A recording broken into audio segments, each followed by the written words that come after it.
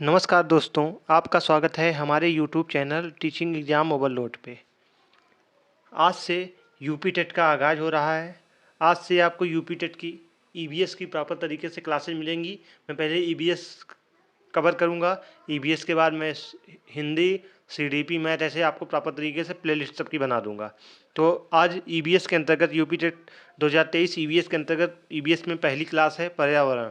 तो आइए आज के सेशन को स्टार्ट करने के पहले एक छोटी सी रिक्वेस्ट है, हमारे चैनल को लाइक करें, सब्सक्राइब करें, ज़्यादा से ज़्यादा शेयर करें। तो पर्यावरण में पर्यावरण का अर्थ क्या होता है, पहला टॉपिक से यही बनता है। तो पर्यावरण किस शब्द से मिलकर बना है? परिधन आवरण।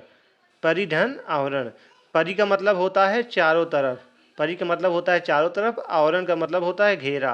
यानी जो हमें चारों तरफ से घेरे हुई है, चारों तरफ से जो हमें घेरी हुई है उसी को हम लोग क्या कहते हैं? पर्यावरण कहते हैं। यानी हम चारों ओर हम जिससे घिरे हुए हैं उसी को हम पर्यावरण कहते हैं। जो हमें चारों ओर से घेरे हुए है वही पर्यावरण होता है। तो इसकी परिभाषा क्या है? परिभाषा इसकी हो सकती है कि मनुष्य के चारों ओर का वह क्षेत्र जो उसे घेरे हुए है उसे हम पर्यावरण कहते हैं। पर्यावरण किसे कहते हैं? मनुष्य के चारों ओर का वह क्षेत्र जो उसे घेरे हुए है उसे हम पर्यावरण कहते हैं। ठीक, चलिए पर्यावरण के घटक यानी कंपोनेंट्स ऑफ इन्वायरमेंट कौन कौन से हैं? तो कंपोनेंट पर्यावरण के घटक में बात की जाए इसको हम एक दो तरीके से मारते हैं। पहला है प्राकृतिक घटक जिसको हम नेचुरल कंपोनेंट बोलते हैं। दूसरा है मानव निर्मित घटक जिसको हम लोग ह्यूमन मेड कंपोनेंट बोलते हैं। तो जो प्राकृतिक घटक होते हैं, प्राकृतिक घटक को दो भागों में बांटा जाता है, जैविक घटक, अजैविक घटक। कौन कौन से? जैविक घटक, अजैविक घटक। जैविक घटक में कौन से लोग आते हैं? सजीव लोग आते हैं। और अजैविक घटक में निर्जीव लोग आते हैं। तो जैविक में सजीव और अजैविक में निर्जीव लोग आते हैं। जैसे जैविक में क्या क्या आता है? उदाहरण के तौर पर जैविक में जंतु एवं पादप आते हैं। कौन? जंतु एवं पादप। वहीं अजैविक घटक में कौन कौन से आते हैं? यानी निर्जीव में इसमें आता है प्रकाश, मृदा, वायु, इसको हम लोग निर्जीव बोलते हैं ना। तो जिसमें सजीव में जंतु पादप वगैरह आते हैं, जैविक में प्रकाश, मृदा, वायु ये सब आते हैं। ठीक, वहीं मानव निर्मित कौन कौन सा है घटक? तो मानव निर्मित घटक वह घटक है जो मानव द्वारा बनाया गया है, जैसे भवन, सड़क, पुल, पार्क, उद्योग आदि। ठीक, चलिए पर्यावरण के जैविक घटक में सम्मिलित होते हैं। यह प्रश्न रीट 2017 में पूछा भी गया है। विकल्प ए भूमि, वायु, पौधे, जल। तो इसका सही आंसर क्या हो जाएगा? पौधे हो जाएगा। वहीं दूसरा प्रश्न है कौन सा जैविक कारक नहीं है? यूपी टेट 2011 में पूछा गया था। तो इसमें पेड़ पौधे, सूक्ष्मजीव, जंतु, प्रस्तर। तो इसका सही आंसर क्या हो जाएगा? प्रस्तर हो जाएगा। ठीक, चलिए अब हम पर्यावरण के क्षेत्र के बारे में बात करते हैं। सेक्टर ऑफ ईवीएस यानी पर्यावरण का क्षेत्र क्या है? तो पर्यावरण को निम्न चार वर्गों से मिलकर बना हुआ है। पर्यावरण कितने वर्गों से मिलकर बना है? चार। कौन कौन से हैं आइए देखते हैं। तो पहला है स्थल मंडल। कौन सा? लिथोस्फीयर, जिसको हम स्थल मंडल कहते हैं। दूसरा है जल मंडल जिसको हम लोग हाइड्रोस्फीयर कहते हैं। तीसरा है वायुमंडल जिसको हम लोग एटमॉस्फियर कहते हैं। चौथा है जैवमंडल जिसको हम लोग बायोस्फीयर कहते हैं। क्या कहते हैं? बायोस्फीयर। ठीक, तो पर्यावरण के जो क्षेत्र हैं सेक्टर ऑफ ईवीएस चार प्रकार से बांटा गया है: स्थल मंडल, जल मंडल, वायुमंडल, जैवमंडल। हमारी पृथ्वी पर 5 महासागर एवं 7 महाद्वीप हैं। तो हमारी पृथ्वी पर कितने महासागर हैं? 5 महासागर और 7 महाद्वीप हैं। ठीक, जहाँ वायु, जल तथा स्थल हो वहीं जीवन संभव होता है। जीवन कहाँ पे संभव है? जहाँ पे जल हो, वायु हो, स्थल हो। यानी जैसे एक फिगर हो गया, ठीक, तो इसमें वायु हो गई। ठीक, कलर दूसरा ले लेते हैं। वायु हो गई, जल हो गया, स्थल हो गया। ठीक, तो जहाँ पे तीनों चीज़ मिलेगा वहीं तो जीवन संभव होगा, इसलिए इसको हम चलिए अब हम स्थल मंडल देखते हैं जिसको हम लोग लिथोस्फीयर भी कहते हैं। तो स्थल मंडल किसे कहते हैं? पृथ्वी का लगभग 1/3 यानी 29% भाग स्थल मंडल पर है। तो पृथ्वी का लगभग 1/3 यानी 29% भाग स्थल मंडल है।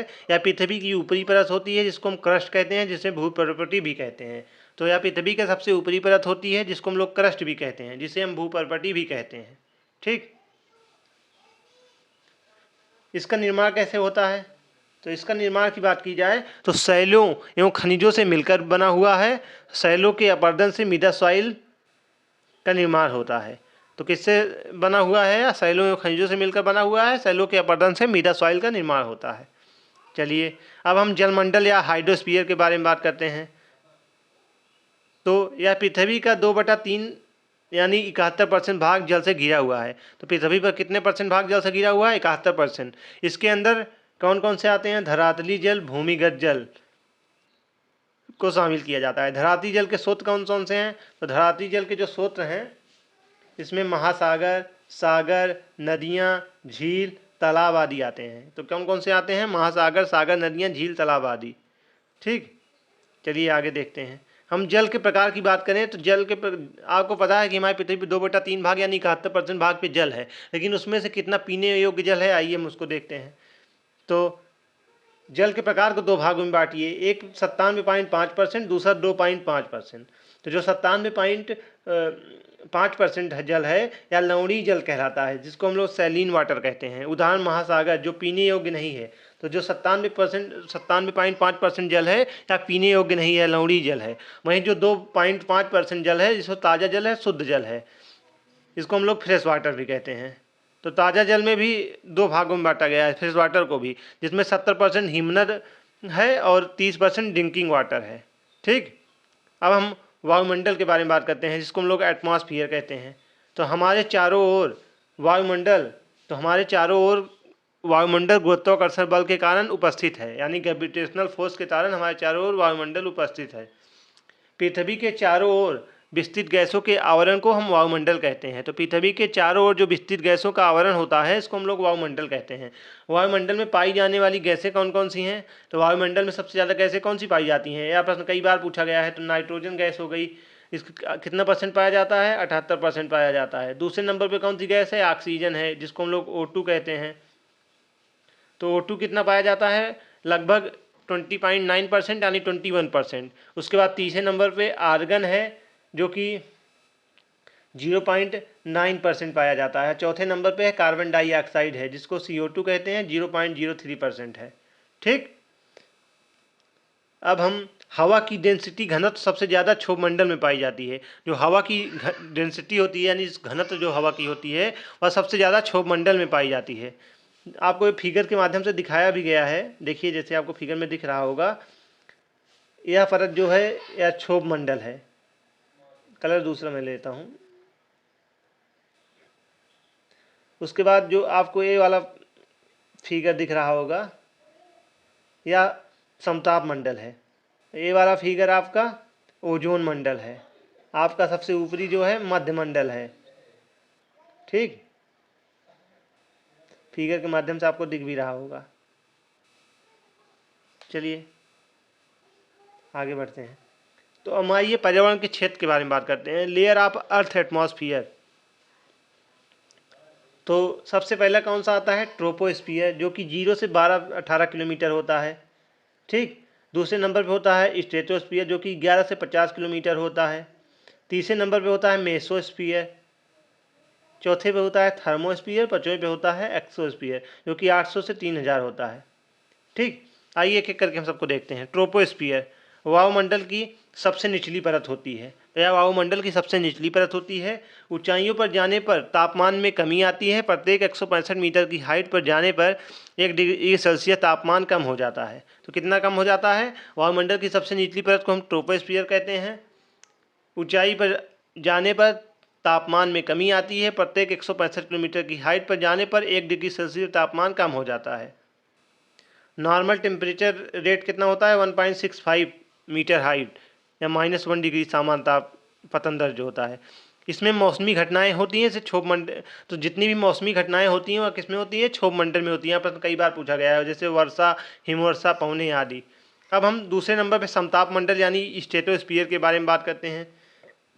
तो 20 से 25 किलोमीटर की ऊंचाई पर ओजोन लेयर पाई जाती है। इस मंडल में तापमान स्थिर रहता है। ओजोन परत पर पराबैंगनी किरणों को हमारे पास आने से रोकती है। तो ओजोन परत का क्या काम होता है? पराबैंगनी किरणों को हमारे पास आने से रोकती है, इसलिए इसे पृथ्वी का सुरक्षा कवच भी कहते हैं। होल या छेद का कारण क्या है? तो ओजोन परत में छेद होने का क्या कारण है?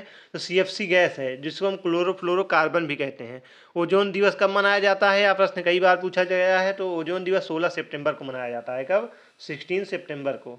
ठीक। सभी वायुयान इसी मंडल में उड़ते हैं, यानी जहाज किस में उड़ती है? वायुयान आदि वह सब ओजोन मंडल में उड़ती है। ठीक। अब हम मध्य मंडल की बात करते हैं, जिसको हम लोग मेसोस्फीयर भी कहते हैं। तो मध्य मंडल में ऊंचाई के साथ तापमान में कमी आती है। तो मध्य मंडल में ऊंचाई के साथ तापमान में कमी आती है। The temperature decrease with altitude in a mesosphere. ठीक। चलिए, यह वायुमंडल की सबसे ठंडी परत होती है। तो वायुमंडल की सबसे ठंडी परत कौन सी होती है? मेसोस्फीयर जिसको कहते हैं।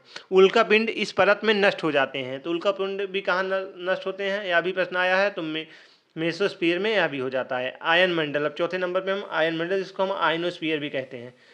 तो आयन मंडल में ऊंचाई पर जाने पर तापमान में वृद्धि होती है। तो आयन मंडल में ऊंचाई पर जाने में तापमान में वृद्धि होती है। Temperature increase with altitude in ionosphere. ठीक। रेडियो तरंगें परावर्तित होकर वापस लौटती हैं इसी में। अब हम पांचवें बात करते हैं वायुमंडल, जिसको हम लोग एक्सोस्फीयर कहते हैं। यह वायुमंडल की सबसे बाहरी परत होती है। यह वायुमंडल की सबसे बाहरी परत होती है। इस मंडल में गैस विरल अवस्था में पाई जाती है। सबसे कम घनत्व इसी मंडल में पाया जाता है। वायु का सबसे ज़्यादा घनत्व कहाँ होता है? यह प्रश्न कई बार पूछा गया है। तो क्षोभ मंडल में होता है। कहाँ पे? क्षोभ मंडल में। अब हम जैवमंडल के बारे में बात करते हैं। जैवमंडल किसे कहते हैं आप लोग को पता है? जब हम जल, स्थल प्लस वायु, जल, स्थल प्लस वायु, जब इन तीनों को मिला दिया जाता है, इसी को हम लोग जैवमंडल कहते हैं। क्या कहते हैं? जैवमंडल। यानी जहाँ पे तीनों चीज पाई जाए उसे ही जैवमंडल कहते हैं। आइए देखते हैं जैवमंडल के बारे में। पृथ्वी का वह क्षेत्र जहाँ स्थल, जल एवं वायु मिलकर जीवन को संभव बनाते हैं, उसे ही जैवमंडल कहते हैं। यानी हम लोग जहाँ पे हैं अभी, जहाँ पे हमें स्थल भी है, जल भी है, वायु भी है, मिलकर जीवन को संभव बनाया जाता है, उसे ही जैवमंडल कहते हैं। आइए हम चित्र के माध्यम से समझते हैं। जैसे कि आप लोग देख रहे होंगे, स्थल मंडल भी है, जल मंडल भी है, वायुमंडल भी है, और जो तीनों के बीच में है इसी को हम लोग जैवमंडल कहते हैं, जहाँ पे हम लोग रहते हैं, पृथ्वी। ठीक। चलिए, अब कुछ इंपॉर्टेंट क्वेश्चन देखते हैं जो यहाँ से कई बार पूछा गया है। ओजोन परत मिलती है कहाँ पे? मिलती है ओजोन परत? स्ट्रेटोस्फीयर में। आपको हिंदी में छोड़ के इंग्लिश में भी नाम दे दिया जाता है, तो आप लोग इनका इंग्लिश नाम जरूर याद कर लीजिएगा। हमारे पर्यावरण में किस गैस का सबसे अधिक सांद्रण होता है? तो सबसे ज़्यादा गैस कौन सी है हमारे पर्यावरण में? नाइट्रोजन गैस का। ठीक। चलिए, अगला प्रश्न, वायुमंडल की सबसे ठंडी परत कौन सी है? तो वायुमंडल की सबसे ठंडी परत मध्यमंडल है। ठीक। वायुमंडल का प्रमुख स्तर जो पृथ्वी तल के नज़दीक है, इसको क्या कहते हैं? तो इसको क्षोभ मंडल कहते हैं। ठीक। चलिए, फिर आज के सेशन को हम यही समाप्त करते हैं। आज से यूपी टेट का आगाज़ हो गया है। अब आपको यूपी टेट के अंतर्गत पहले मैं ईबीएस की क्लासेज लूँगा। ईबीएस की जब क्लासेज आपकी कंप्लीट हो जाएंगी तो उसके बाद मैं आपको मैथ, सीडीपी, हिंदी सारी क्लासेज अब आपको प्रॉपर तरीके की मिलेंगी। सबकी मैं प्ले लिस्ट बना दूंगा। तो आज से यूपी टेट की तैयारी आप लोग अपनी स्टार्ट कर दीजिए, क्योंकि नोटिफिकेशन आपको जल्द देखने को मिल जाएगा। तो अभी से आप लोग अपनी यूपी टेट की तैयारी में लग जाइए। जिनका सीटेट इस बार दिया था निकल रहा है वो लोग तो अच्छी बात है। जिनका सीटेट 1-2 नंबर से 3 नंबर से रुक रहा है तो वो लोग अब आप आगे की तैयारी में अपना लग जाइए। और अगर आप इसका PDF प्राप्त करना चाहते हैं तो डिस्क्रिप्शन बॉक्स में मैंने अपना टेलीग्राम लिंक दे दी है, आप लोग उसको ज्वाइन हो जाइएगा। हमारे टेलीग्राम चैनल का नाम है teaching exam overload. Teaching exam overload. ठीक। आप लोग इस पर ज्वाइन हो जाइए। यहाँ पे आपको क्लासेस की PDF मिलेंगी प्रॉपर तरीके से, और अब आपको डेली यूपी टेट, UPSC पेट की प्रॉपर तरीके से टॉपिक वाइज क्लासेज मिलेंगी। तो आज के सेशन को हम यही समाप्त करते हैं। कल फिर मिलते हैं किसी नए सेशन के साथ। तब तक के लिए धन्यवाद।